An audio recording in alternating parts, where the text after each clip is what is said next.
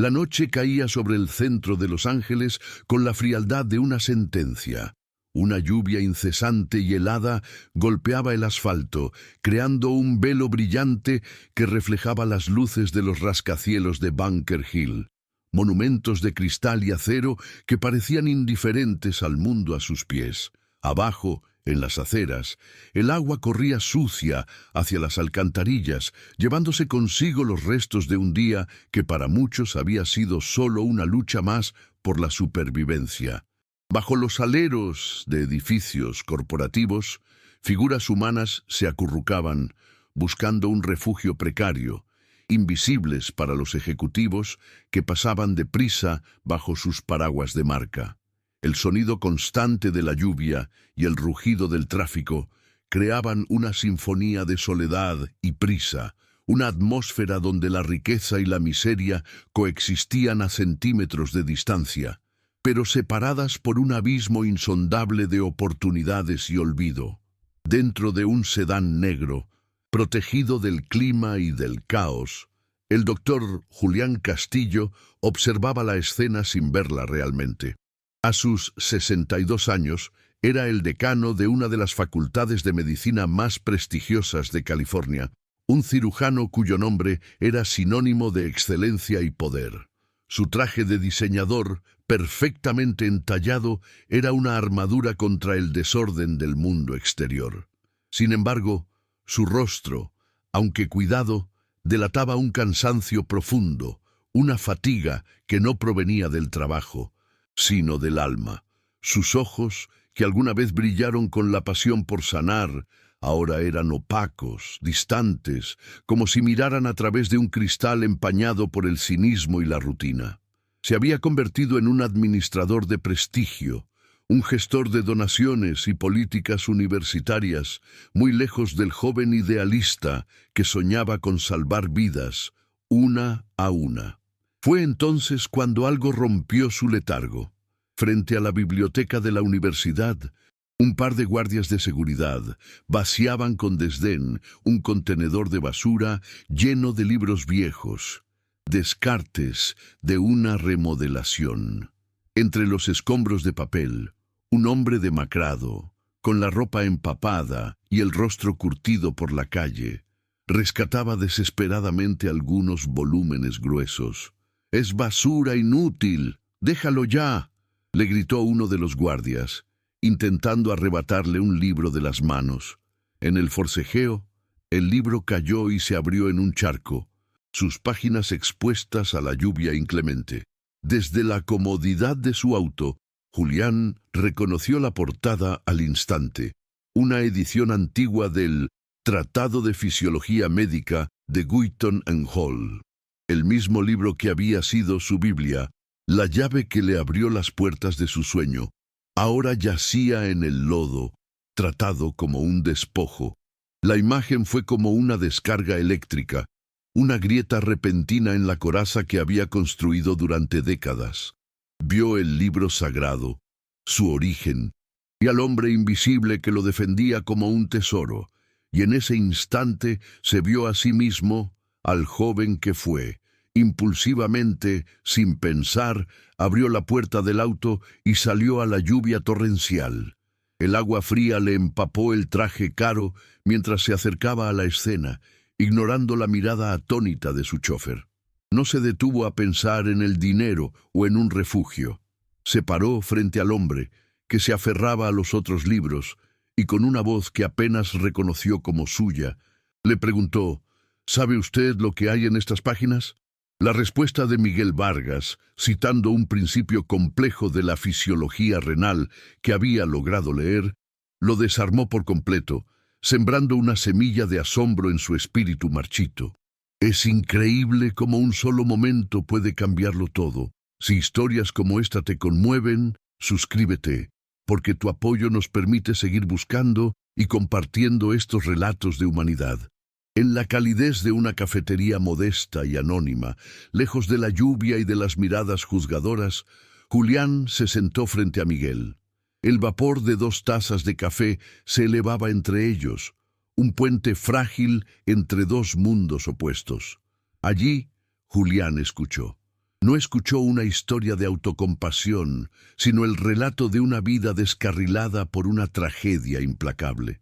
Miguel había sido ingeniero, un hombre de familia con una mente lógica y curiosa, hasta que un accidente automovilístico le arrebató a su esposa e hija.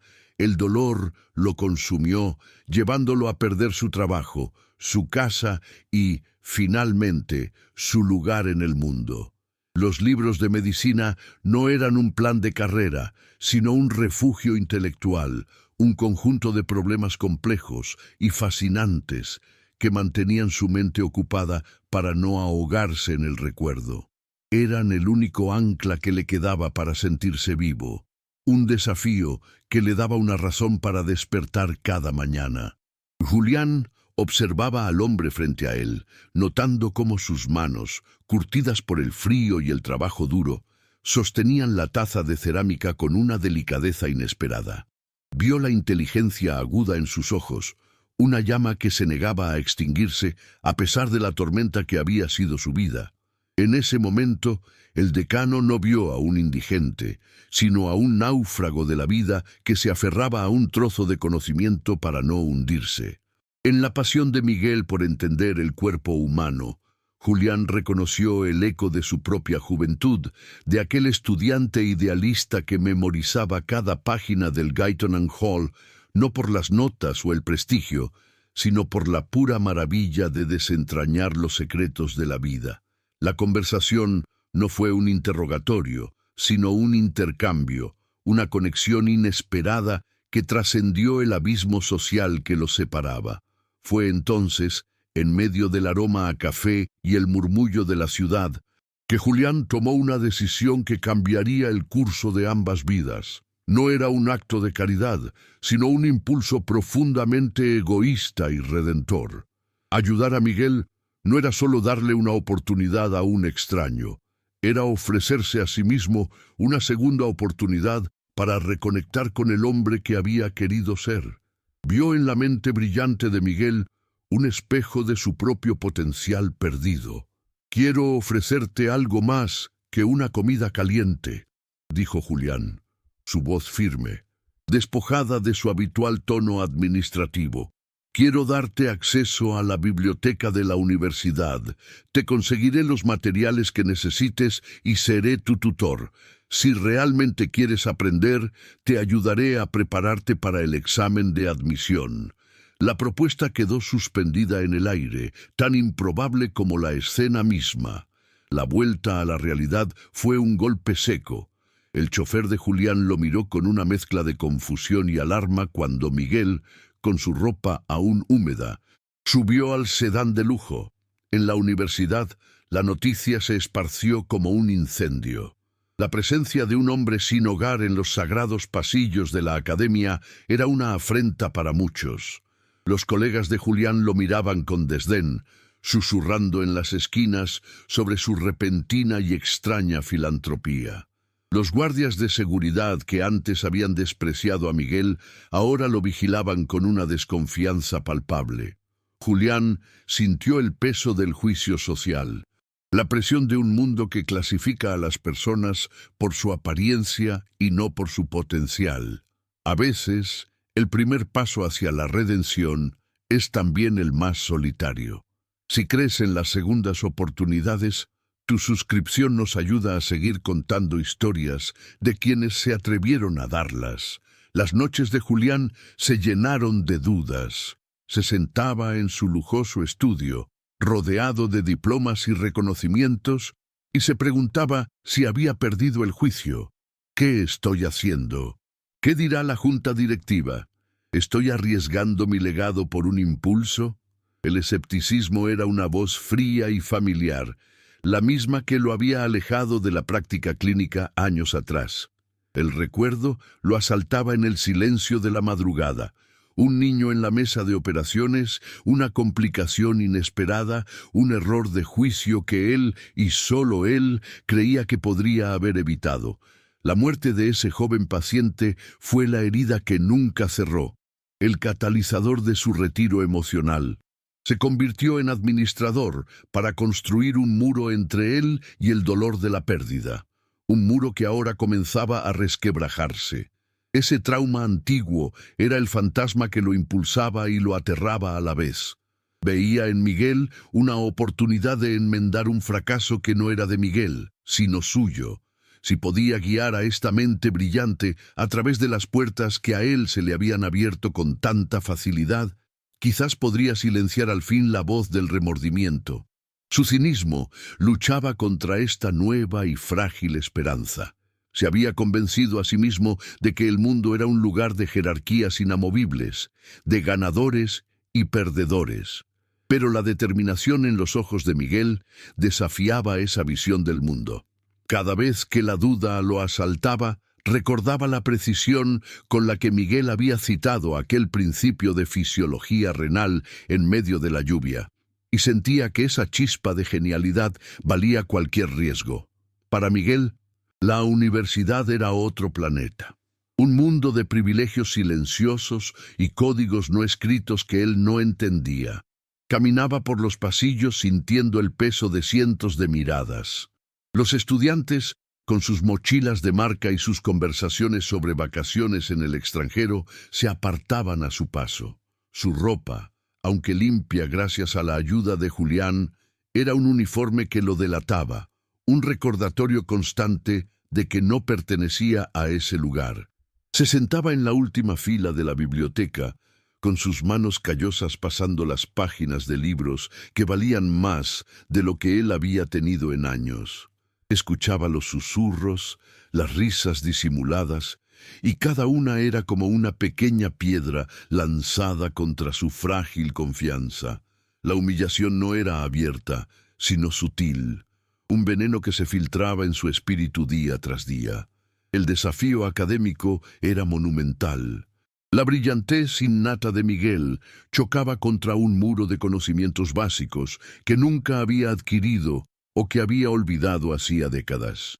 La química, el cálculo, la física, eran lenguajes extraños que debía aprender a una velocidad vertiginosa. Julián se convirtió en su sombra, su único aliado en ese territorio hostil. Pasaban noches enteras en una pequeña sala de estudio, con Julián dibujando fórmulas en una pizarra blanca, explicando pacientemente conceptos que para él eran triviales. La relación entre ellos evolucionó. Ya no eran solo un decano y un hombre de la calle, eran un maestro y un alumno, dos mentes unidas por un objetivo común, forjando un vínculo inquebrantable en el silencio de la biblioteca vacía, mientras la ciudad dormía a sus pies. La resistencia institucional no tardó en manifestarse. La junta directiva convocó a Julián a una reunión de emergencia. Se sentaron alrededor de una imponente mesa de caoba, sus rostros serios y sus trajes costosos formando una barrera de poder. Hablaron de la imagen de la institución, de las preocupaciones de los donantes y del riesgo reputacional. Le exigieron que pusiera fin a su experimento social. Pero algo en Julián había cambiado. El hombre que durante años había navegado esas aguas políticas con diplomacia y compromiso, ahora se encontraba inamovible. Defendió a Miguel no como un proyecto de caridad, sino como un futuro colega de un potencial extraordinario. Salió de esa reunión sabiendo que había cruzado una línea. Estaba solo, con su carrera en juego. Es en esos momentos, cuando el mundo entero te dice que te detengas, que uno descubre de qué está hecho realmente. Si estas luchas te inspiran, considera suscribirte para que podamos seguir compartiendo el valor de quienes no se rinden. A los obstáculos sociales y académicos se sumó uno más insidioso, la frágil salud de Miguel. Años de mala nutrición, de dormir a la intemperie y de estrés constante habían dejado una marca indeleble en su cuerpo. Una tos crónica, que al principio parecía inofensiva, se fue agravando, convirtiéndose en ataques que lo dejaban sin aliento.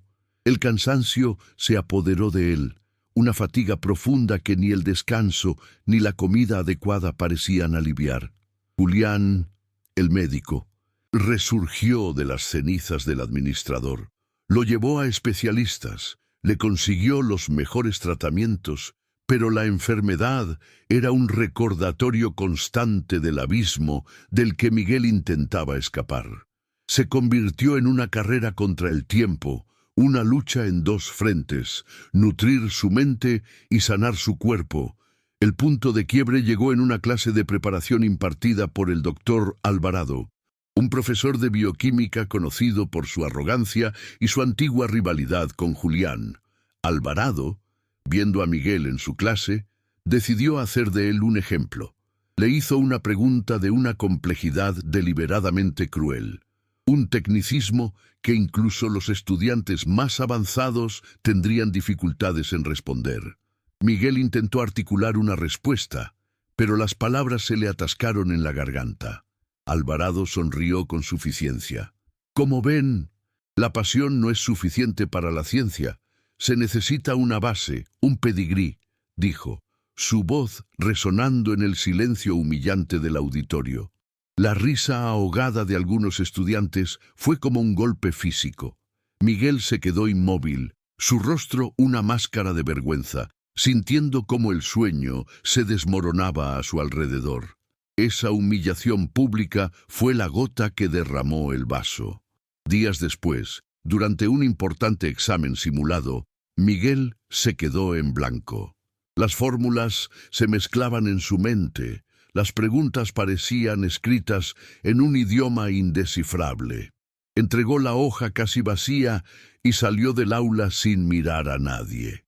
Esa noche, cuando Julián fue a buscarlo al pequeño apartamento que le había conseguido, encontró la puerta abierta. La habitación estaba ordenada, impecable, pero vacía. Sobre la cama, perfectamente apilados, estaban todos los libros. A su lado, una simple nota escrita en un trozo de papel. Gracias por todo. Doctor, pero este no es mi mundo.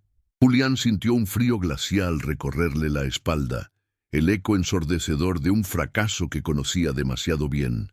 Había vuelto a fallar. Durante 3 días, Julián no vivió. El pánico era una bestia helada en su pecho, una repetición de viejos fantasmas que creía haber enterrado bajo capas de éxito y rutina. Conducía su sedán por las calles de Los Ángeles sin rumbo fijo, explorando los rincones olvidados de la ciudad que solía observar desde la distancia. Visitó albergues, comedores sociales, y se detuvo en cada esquina donde las sombras se congregaban, sintiendo la obscenidad de su auto de lujo en medio de tanta necesidad. La nota de Miguel, con su caligrafía pulcra y su mensaje de renuncia, estaba arrugada en su bolsillo, un recordatorio constante de su fracaso. No era solo un estudiante el que había perdido. Era la frágil esperanza de su propia redención la que se había desvanecido, dejándolo solo con el eco ensordecedor de su culpa, la misma que lo había perseguido por décadas. Finalmente, lo encontró. No fue en un refugio lleno de gente, sino en la soledad de donde todo había comenzado. Debajo del mismo voladizo de concreto junto a la biblioteca, Miguel estaba acurrucado contra el frío, una figura casi invisible en la penumbra del anochecer. Parecía más pequeño, como si el peso de la derrota lo hubiera encogido. Cuando el auto de Julián se detuvo, Miguel levantó la vista, no con sorpresa, sino con una resignación infinita, como si lo hubiera estado esperando. Julián bajó del vehículo, dejando la puerta abierta y el motor en marcha, y caminó hacia él sin prisa. No había ira en sus pasos, solo un cansancio profundo. El aire olía a asfalto húmedo y a oportunidades perdidas. Se detuvo frente a Miguel, y por un momento el abismo entre sus dos mundos pareció más insondable que nunca. Julián no dijo nada. Simplemente se sentó en el suelo de cemento junto a Miguel, sin importarle su traje de miles de dólares ni la suciedad que se adhería a la tela. Permanecieron en silencio durante varios minutos, observando el río de luces de los autos que pasaban. Dos náufragos compartiendo una misma isla de fracaso. Fue Julián quien rompió el silencio. Su voz apenas un susurro ronco, despojada de toda autoridad. No le habló del examen, ni de la universidad, ni de su futuro. Le habló de su pasado. Le contó la historia de un niño en una mesa de operaciones, de una complicación que nadie vio venir y de un error de juicio que lo perseguía en sus sueños. Le confesó cómo esa noche el bisturí se había vuelto demasiado pesado en su mano y cómo había huido de la sala de operaciones para refugiarse en los pasillos del poder. «Yo lo necesitaba a usted, Miguel», confesó Julián, su mirada perdida en el horizonte de cristal y acero. «Mucho más de lo que usted me necesitaba a mí. Creí que le estaba dando una oportunidad, pero en realidad estaba intentando salvarme a mí mismo. Usted me recordó quién era yo antes de que el miedo me convirtiera en esto». Se giró para mirar a Miguel directamente, sus ojos brillando con una vulnerabilidad que nadie le había visto jamás. Ese fuego que tiene, esa hambre de saber, yo la perdí hace tanto tiempo. Si usted se rinde ahora, esa última chispa de mi propio pasado se apaga para siempre. Si usted se rinde, Miguel, yo me rindo con usted. Es asombroso cómo la confesión de nuestra fragilidad puede convertirse en nuestra mayor fortaleza. Si crees en el poder de estas conexiones, tu suscripción nos da la fuerza para seguir encontrando y compartiendo estas historias. Miguel escuchó cada palabra. Su rostro, una sucesión de emociones que iban desde la incredulidad hasta una profunda comprensión. Por primera vez, no veía al decano, al doctor Castillo, al poderoso benefactor que le había abierto las puertas de un mundo imposible. Veía a Julián, un hombre tan herido y perdido como él. El peso aplastante de su propia humillación comenzó a disiparse, reemplazado por la extraña ligereza de una carga compartida. Comprendió que su lucha ya no era solo suya, era la lucha de ambos. Una nueva determinación, tranquila pero inquebrantable, se asentó en su mirada. Vio la mano de Julián, esa mano que había salvado vidas y firmado directivas, ahora apoyada en el sucio pavimento entre ellos. Lentamente, sin decir una palabra, Miguel asintió. No hubo promesas, solo un pacto silencioso sellado en la oscuridad, un compromiso de levantarse juntos de las cenizas. El regreso a la biblioteca no fue una vuelta a la derrota, sino el inicio de una ofensiva silenciosa y tenaz. La duda había sido reemplazada por una determinación compartida, un pacto forjado no en la promesa del éxito, sino en la aceptación de la fragilidad mutua. Las noches se convirtieron en un maratón de estudio, iluminado por la luz fría de una lámpara de escritorio y alimentado por café barato. Julián desenterró su antiguo instinto de maestro, desglosando complejos diagramas metabólicos y ecuaciones químicas con una paciencia que no sabía que poseía. Miguel, por su parte, absorbía cada dato con una voracidad que rayaba en lo sobrehumano, sus manos callosas manejando los delicados instrumentos de un laboratorio con una precisión sorprendente. Ya no estudiaba para escapar de su pasado, sino para construir un futuro para ambos. El día del examen de admisión, no hubo palabras de aliento, solo una mirada de entendimiento. Semanas después, frente a una computadora en el despacho de Julián, encontraron su nombre en la lista de admitidos. No hubo gritos, solo el silencio profundo de un milagro ganado a pulso. Los años de la Facultad de Medicina fueron una metamorfosis.